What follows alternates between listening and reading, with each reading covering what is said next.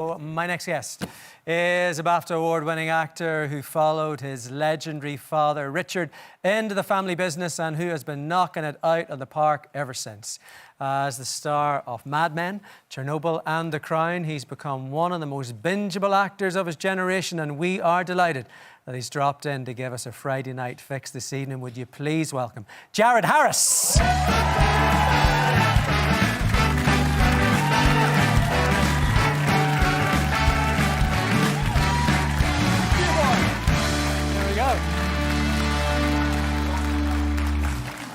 Dear boy, welcome, welcome.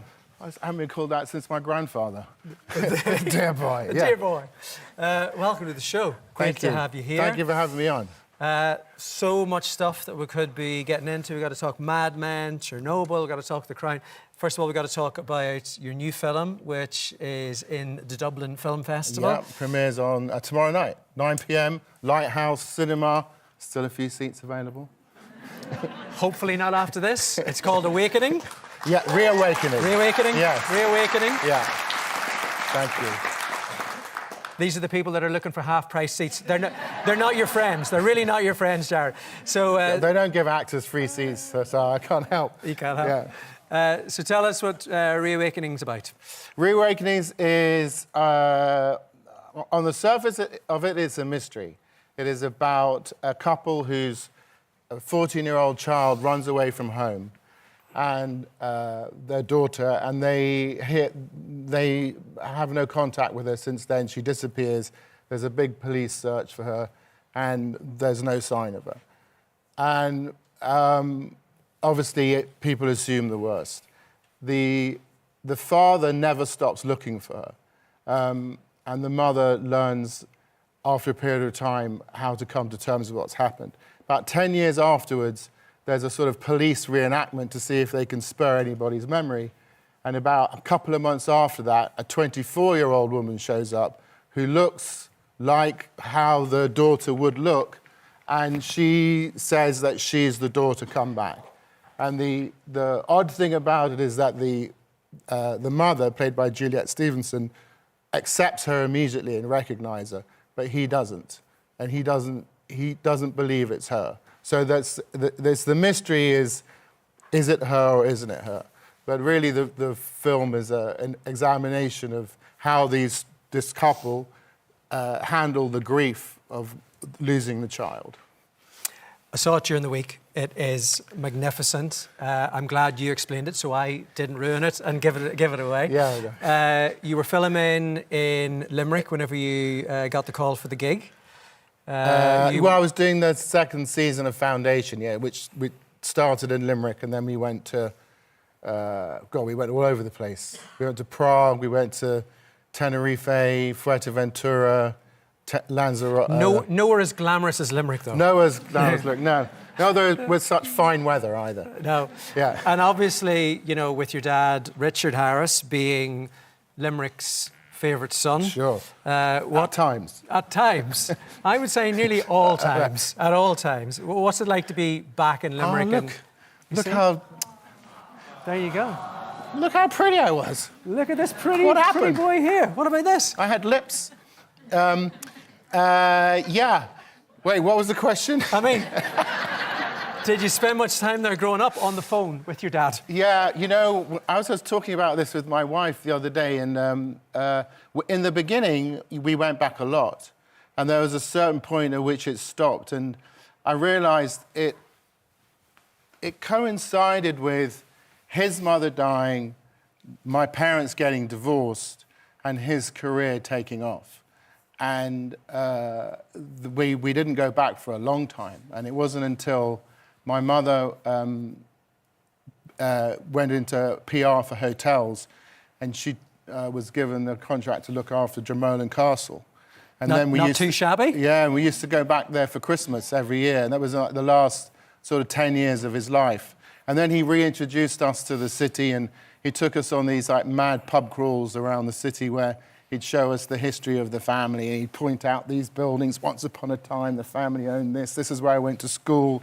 This is where I had my first kiss, and a lot of other and a lot of other stuff Yeah, besides. a lot of other stuff, yeah. I mean, you know, from our point of view, looking in at, you know, your dad's life, he was someone who lived it to the full. When you were Sure. when you were his son and you were up close and you were in the middle of that, what was that like? He really enjoyed the anarchy that children bring, you know, and he had his 3 sons, so there was a lot of anarchy. And we were encouraged just to enjoy ourselves. I mean, it was a big difference between being with my mother, who, you know, she understood that you need to give boundaries to kids, and my dad, who, I remember one time we arrived at the house in the Bahamas, and we'd been on this long flight and we'd been pent up, and we started kicking a football around in the house. And his then second wife tried to stop us doing it because we started to break stuff.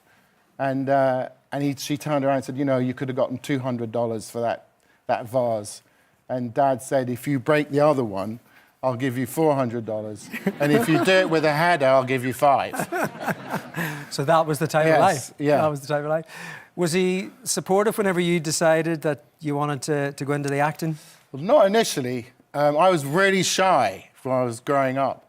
And my younger brother was much more of an extrovert. And he always thought he would be better and I would be suited to academics. But the only reason for that was that my elder brother tried to get out of doing exams and A-levels. And my mother made him sit them 2 or 3 times till he got them. And I realized there was no getting around it. So I just wanted to get them done the first time. So they all thought that I enjoyed studying, which was a mistake, obviously. And he thought that I would be more suited to that. I was the middle child, so I was always arguing, you know, and they thought I'd be a good lawyer or something like that. I was very good at arguing. I always won. And then I went to college in America, and there was a sort of a thing where you'd go there for a week beforehand, and they basically just get you pissed for the whole week. And it was sort of a misnomer. It was called Orientation Week, but you really had no idea where you were by the end of the week. And there was Sounds all right. Yeah. There was a flyer on the table, and it said free keg of beer at Branson Theatre.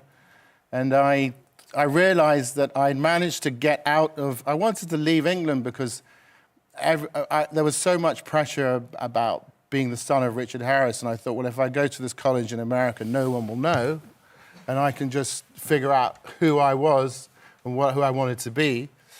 And I realized that part of the plan had gone well, but I was back in boarding school, and I'd been in boarding school since I was 7. And I thought, well, this didn't work out well, but I thought, you know what, I'll just go to the theatre and think about it tomorrow, and have a pint at the theatre and think about it tomorrow. And the rest is history. Well, not quite, yes. I got cast in a play. And then years later, my first sort of big opportunity came playing Andy Warhol in I Shot Andy Warhol.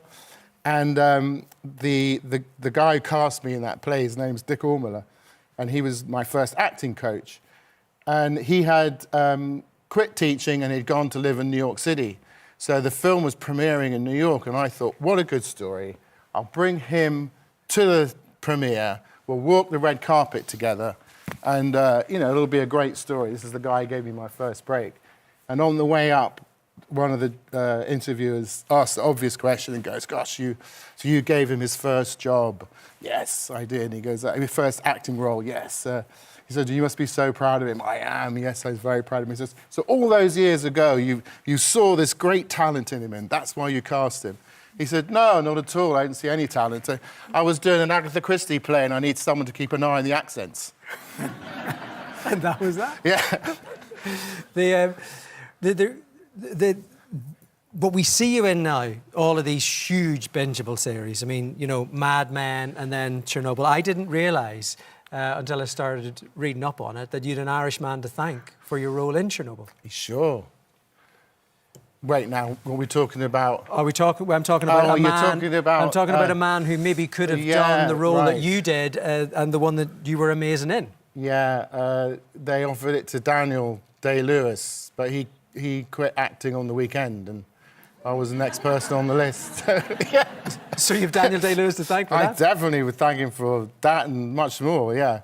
Yeah, I guess he decided he was the first person on their list, but that wasn't the first time. I remember I went to the costume fittings for Sherlock Holmes, and they'd been chasing him for Moriarty for a long time, and all of the drawings of the costumes were all him in the character. I don't think he ever said he was going to do it, but I'm not sure. It doesn't seem like something that he would do. He was a method man. Sure. When we saw you in The Crown, you were accidentally method for a dying king. Was that fair to say?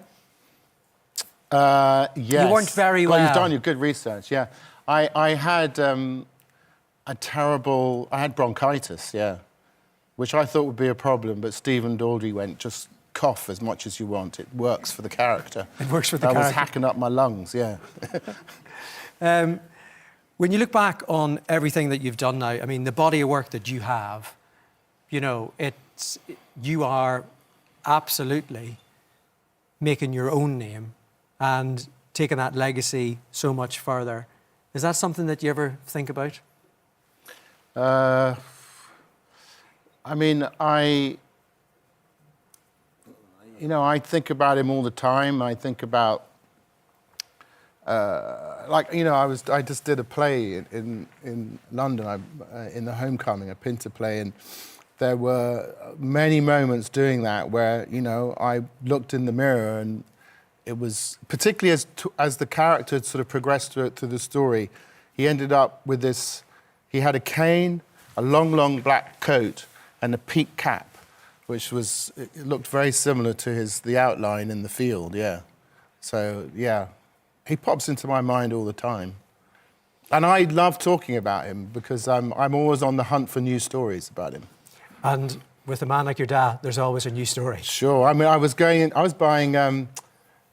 first night gifts, and I went into this bookshop on Cecil Court, and the woman that was running it said, "Oh, your father used to come in here all the time and buy first night gifts. He used to drop to one knee and sing opera to me." I'd never, ever heard him sing opera in my entire life. Never, ever heard him sing opera. I remember him saying that he wished he'd been an opera singer. If he could live his life over again, he'd like to be an opera singer. But I'd never heard him. Well, the good news is that Brendan was playing the fiddle just earlier on, and so Jared is going to sing us out with some opera now. Come back and see us. I'll clear the house if I do that. We'd love that. Look, thanks so much for coming to see us. So much. That premiere is now, I'm assuming, totally sold out. Good luck with it. Thank you so much. And thanks so much for coming. Give it up one more time. Thank you so much. For Jared Harris. Thank you. The world premiere of Jared's new film, Reawakening, takes place at the Lighthouse Cinema in Dublin tomorrow as part of the Dublin International Film Festival. Reawakening will then be released in Ireland and the UK later this summer.